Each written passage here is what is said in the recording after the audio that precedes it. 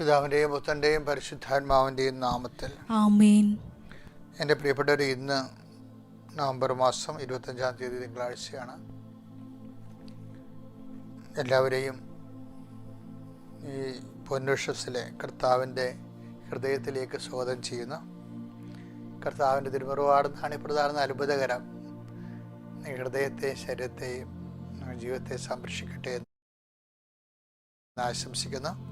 പ്രാർത്ഥിക്കാം. അമ്മേ പരിശുദ്ധ അമ്മേ, അമ്മേ പരിശുദ്ധ ദൈവമാതാവേ, അന്ന് അങ്ങ് കൃപാസനത്തിൽ പ്രത്യക്ഷപ്പെട്ട് വരാൻ പോകുന്ന മഹാദുരന്തത്തിൽ നിന്ന് രക്ഷപ്പെടാനും എല്ലാവർക്കും വേണ്ടി പ്രാർത്ഥിക്കുവാനും ആവശ്യപ്പെട്ടിട്ട് 20 വർഷം തികയുന്ന ഈ വേളയിൽ കൃപാസനത്തിലൂടെ ഞങ്ങൾക്കും ഈ ദേശത്തിനും അങ്ങ് മധ്യസ്ഥം തേടി തന്ന എല്ലാ അനുഗ്രഹങ്ങൾക്കും കൃപകൾക്കും ഞങ്ങളിപ്പോൾ ഹൃദയം നിറഞ്ഞ നന്ദി പറയുന്നു. അമ്മേ പരിശുദ്ധ അമ്മേ, ജപമാല മാതാവേ, സകല കൃപാസനം പ്രാർത്ഥനകളോടും ചേർത്ത് ഞങ്ങളിപ്പോൾ പ്രാർത്ഥിക്കുന്ന ഈ കുടുംബത്തിന്റെ പ്രത്യേക നിയോഗം.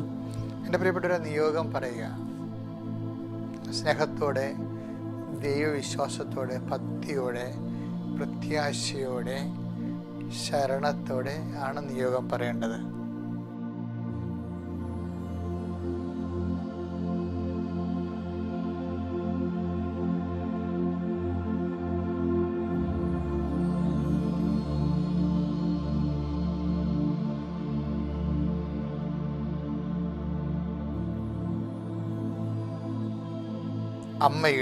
അമ്മയുടെ പ്രത്യക്ഷീകരണത്തിന്റെ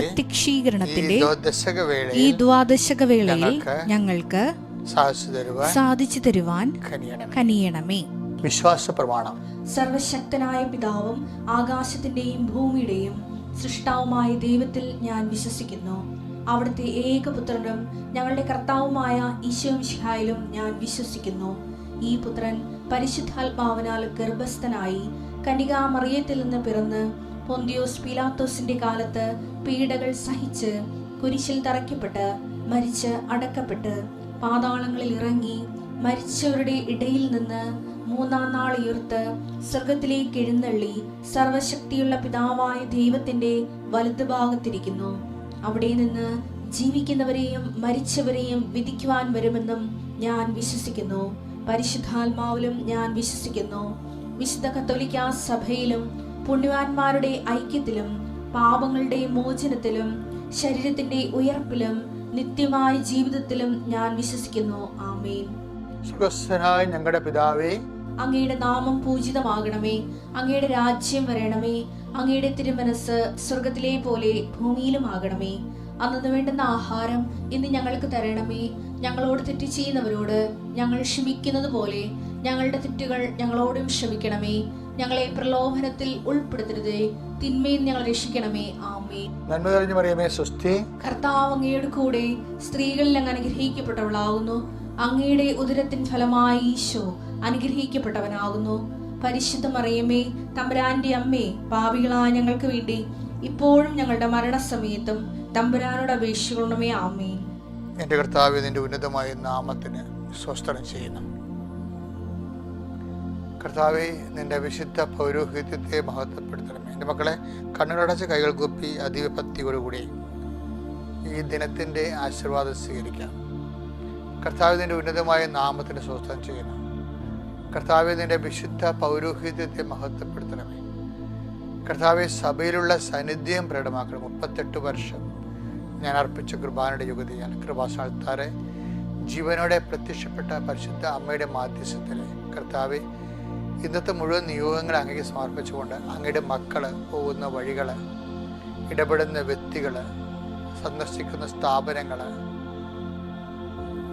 ഇടപെടുന്ന എല്ലാവിധ ജീവിത സാഹചര്യങ്ങളും സഞ്ചാരിമാതാവെ, സമയത്തിൻ്റെ അധികാരി അമ്മയുടെ സാന്നിധ്യം കൊണ്ടാണ് പ്രാർത്ഥിക്കുന്നത്.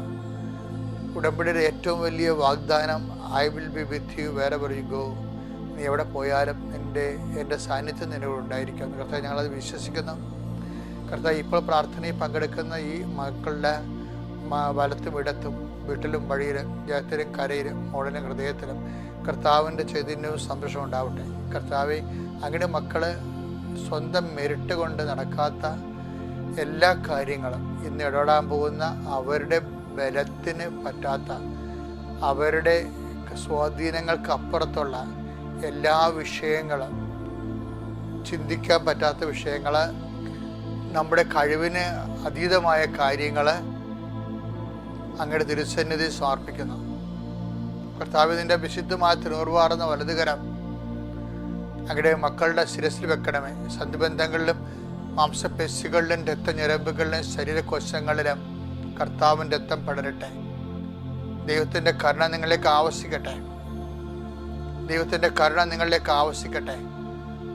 നിങ്ങളുടെ കാലുകൾ സഞ്ചരിക്കുന്ന, പാദങ്ങൾ സഞ്ചരിക്കുന്ന എല്ലാ ഇടങ്ങളും, ആ പാദങ്ങൾ ചെന്ന് കയറുന്ന എല്ലാ ഇടങ്ങളും, അവരോട് സംസാരിക്കുന്ന സംസാരങ്ങൾ, ഒപ്പിടുന്ന ഒപ്പുകൾ, ഡീലുകൾ എല്ലാം സമർപ്പിച്ച് പ്രാർത്ഥിക്കുന്നു.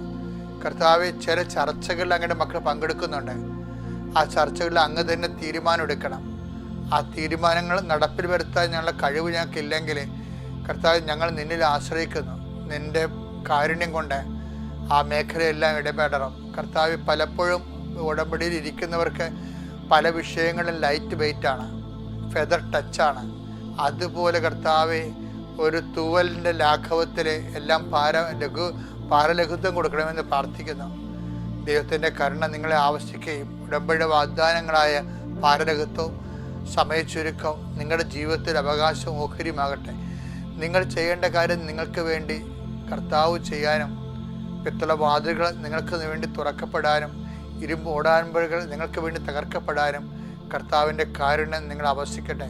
കർത്താവ്, നിന്റെ നാമത്തിൻ്റെ വലിയ ഭക്തിയുള്ള വിശ്വാസികളായി മാറാൻ, കർത്താവ് നിന്റെ നാമത്തിൻ്റെ മഹത്വത്തിനായി സുവിശേഷത്തിൻ്റെ സാക്ഷികളാകാൻ അങ്ങയുടെ മക്കളെ നീ ആശീർവദിക്കണമേ. എല്ലാ തരത്തിലുള്ള നിങ്ങളുടെ ജീവിത ദുരിതങ്ങൾ, തടസ്സങ്ങൾ, ഇന്നനുഭവിക്കുന്ന പ്രത്യേക പ്രതിസന്ധികൾ യേശു ക്രിസ്തുവിന്റെ നാമത്തിൽ മാറിപ്പോകട്ടെ. രോഗികൾ, പീഡിതർ, ഹൃദയഭാരം അനുഭവിക്കുന്നവർ, കർത്താവെ, ആശുപത്രികളിൽ ട്രീറ്റ്മെൻറ്റിന് പോണവർ, പ്രസവത്തിന് പോകുന്നവർ, ഇന്ന് ഡെലിവറിക്ക് ഡേറ്റ് നിശ്ചയിച്ചിരിക്കുന്നവർ, ഇങ്ങനെ ഓരോരോ കാര്യങ്ങൾക്ക് ഇന്ന് ഡേറ്റ് നിശ്ചയിച്ചിരിക്കുന്നവർ, ഇന്ന് ഡേറ്റ് രൂപപ്പെടുത്തി എടുക്കേണ്ടവർ, എല്ലാവരുടെയും എല്ലാ വിഷയത്തിനും വരും ദൈവികമായ ശക്തിയും കാരുണ്യം ചൊരുകട്ടെ.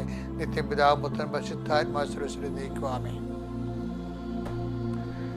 എൻ്റെ പ്രിയപ്പെട്ടവരെ, ഇന്ന് നവംബർ മാസം 25 തിങ്കളാഴ്ച നമ്മൾ വായിക്കുന്ന വചനം യോഹന്നാന്റെ സുവിശേഷം 13-ാം അധ്യായം 7-ാമത്തെ വാക്യമാണ്.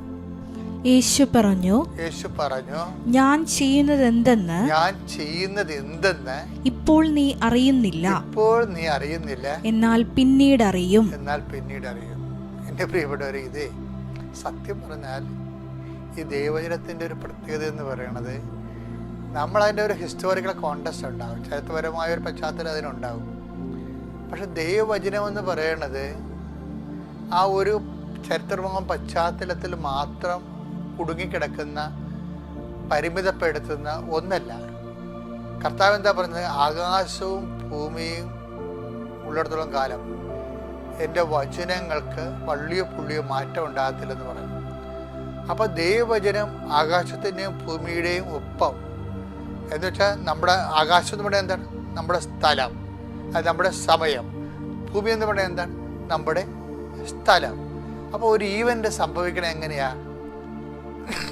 ഒന്നെങ്കിൽ ഒരു ഭൂമിയിലും ഒരു ആകാശത്തിലുമാണ്, ഒരു സ്ഥലത്തിലും ഒരു സമയത്തിലുമാണ് സംഭവിക്കുന്നത്. ഈ ആകാശം ഭൂമിയും ഒപ്പമാണ് വള്ളിപുള്ളി മാറ്റമില്ലാത്ത വചനം സഞ്ചരിക്കുന്നത്. അപ്പോൾ നമ്മുടെ ആകാശത്തിൻ്റെയും നമ്മുടെ ഭൂമിയുടെയും ആ സ്ഥലകാലങ്ങളിൽ സംഭവിക്കുന്ന നമ്മുടെ സംഭവങ്ങളുടെയും നിയന്താവാരാണ്? വചനമാണ്. അതുകൊണ്ട് തന്നെ വചനം ഓരോരോ സംഭവങ്ങൾക്കും ഓരോ സ്ഥലത്തിനും ഓരോ സമയത്തും അന്വേഷണമായി ഇതിൻ്റെ മീഡിയം ചേഞ്ച് ചെയ്തുകൊണ്ടിരിക്കും, ഇതിൻ്റെ അർത്ഥം ചേഞ്ച് ചെയ്തുകൊണ്ടിരിക്കും. ഇപ്പം ഈശോ എന്താ പറഞ്ഞത്? അപ്പോസ്തലന്മാരുടെ കാല് കഴുകിയപ്പോൾ 10 ദിവസത്തെ അടഞ്ഞപ്പോഴാണ് ഈശോ പറഞ്ഞത്, എന്ത് പറഞ്ഞത്? ഞാൻ ചെയ്തത് എന്താണെന്ന് ഇപ്പം നിങ്ങൾക്ക് മനസ്സിലാവത്തില്ല, പിന്നീട് മനസ്സിലാകും. അപ്പോൾ അതിന് നമ്മളവർക്ക് ആ ഒരു കോണ്ടസ്റ്റല്ലേ ഉള്ളൂ എന്ന് വിചാരിക്കും. അങ്ങനെയല്ല. കർത്താവിൻ്റെ എല്ലാ ജീവനകളും ഏറെക്കുറെ ഇങ്ങനെ തന്നെയാണ്. ദൈവം നമ്മുടെ ജീവിതത്തിൽ പ്രവർത്തിക്കുന്ന പല കാര്യങ്ങളും ചിലപ്പോൾ തിന്മയായിട്ടായിരിക്കും സംഭവിക്കുന്നത്. പക്ഷെ അപ്പം നമുക്കത് മനസ്സിലാവത്തില്ല. ഞാൻ നാട്ടിൽ ജീവിക്കുന്ന കാലത്ത് ഞങ്ങളുടെ നാട്ടിലുള്ള ഞങ്ങളുടെ പറമ്പിലേക്ക് ഒഴുകുന്ന വെള്ളമൊഴുക്ക് ഒഴുകുന്ന ആ സ്ഥലം ഒരു സഹോദരൻ കെട്ടിയടച്ച് കളഞ്ഞു. അദ്ദേഹത്തിൻ്റെ പറമ്പ് കെട്ടിയടച്ചപ്പോൾ പിന്നെ വെള്ളമൊഴുക്കില്ലാതെ. അപ്പോൾ ഞങ്ങൾക്ക് പരിഭ്രമിച്ചു പോയി. കാര്യം എന്താ, പിന്നെ വെള്ളം വരുമ്പോൾ ഭയങ്കര വെള്ളപ്പൊക്കം ഉണ്ടാകും. അപ്പോൾ നമ്മൾ എന്ത് ചെയ്യുമെന്ന്. പക്ഷേ വിശ്വസിക്കുന്നവനെ സംബന്ധിച്ചിടത്തോളം ആ സഹോദരൻ്റെ കരുത്തിൽ പോയി കയറാനോ അത് കേസാക്കാനോ ഒന്നും നമ്മൾ തയ്യാറല്ല. നമ്മൾ ജപമാല എടുത്ത്, എൻ്റെ അപ്പനും നല്ല പ്രാർത്ഥനയുള്ള ആളായിരുന്നു, അത് ജപമാല എടുത്ത് പ്രാർത്ഥിക്കും. പക്ഷേ എന്നാ സംഭവിച്ചു, കുറച്ച് കാലം കഴിഞ്ഞപ്പോൾ ഞങ്ങളുടെ വസ്തുവൊക്കെ ചിട്ടിക്ക് ഈടായിപ്പോയി, ജപ്തിയായി പോയി. അപ്പോൾ ഇവർ എങ്ങനെ ജീവിക്കും? കാർഷിക പണി ചെയ്താണ് അപ്പം ജീവിച്ചത്. ഞാൻ 6ാം ക്ലാസ് തൊട്ട് 10ാം ക്ലാസ് വരെ, അപ്പം മരിക്കണവരെ. പക്ഷെ കാർഷിക പണി ചെയ്യണമെങ്കിൽ എന്ത് വേണം? പായലുകൾ വേണം. കാര്യം അല്ലെങ്കിൽ രാസവളം മേടിച്ചിട്ടോ മുതലാകൂല.